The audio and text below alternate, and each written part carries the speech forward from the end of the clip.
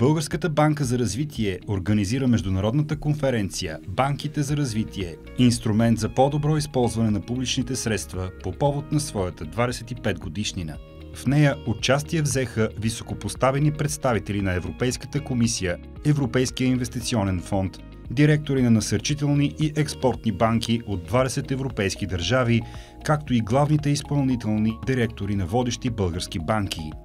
Конференцията беше открита от министъра на иновациите и растежа доцент доктор Росен Карадимов. Той сподели, че ББР е заслужила доверието на банковия сектор и ще работи усилено за постигане на целите, заложени в публичните политики на национално и местно ниво. Българската банка за развитие подобри наличността и достъпа до финансиране, включително по отношение на устойчив преход и социални инвестиции. Това стана с подписаните 350 милиона евро от Банката за развитие на Съвета на Европа и Европейската инвестиционна банка през 2023 година. Кириакос Какурис, вице-президент на Европейската инвестиционна банка, бе един от кейноут лекторите.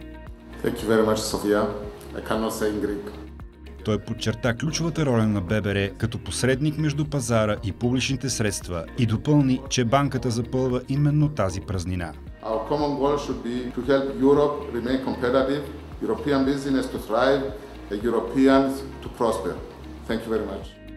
Първия панел на финансовия форум на ББР участие взеха представители на насърчителни и експортни банки от 20 европейски държави, като Тимо Люксила, вице-президент на Финвера, Йосип Павкович, член на управителния съвет на HBOR, Паскал Лагард, изпълнителен директор на BPI France и други.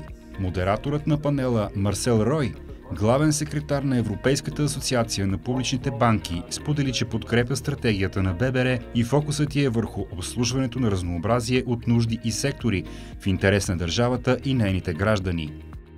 Във втория панел фокусът беше поставен между партньорството между насърчителните и търговските банки. Водещ на дискусията беше изпълнителният директор на ББР Илия Караниколов. По време на дискусията банките акцентираха върху ефекта от създаването на съвместни финансови програми с ББР. Изпълнителният директор на ОББ Питър Рубен обърна внимание, че ББР има съществено значение при кризи, а изпълнителният директор на Пощенска банка Петя Димитрова описа ролята на ББР като ключова за финансирането на много бизнеси и млади стартъпи без история.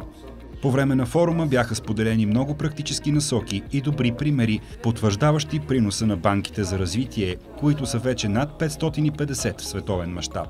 Пътят на развитие, по който ББР е поела, е базиран на добрите практики на Европа и има ключова роля за икономическия растеж на страната.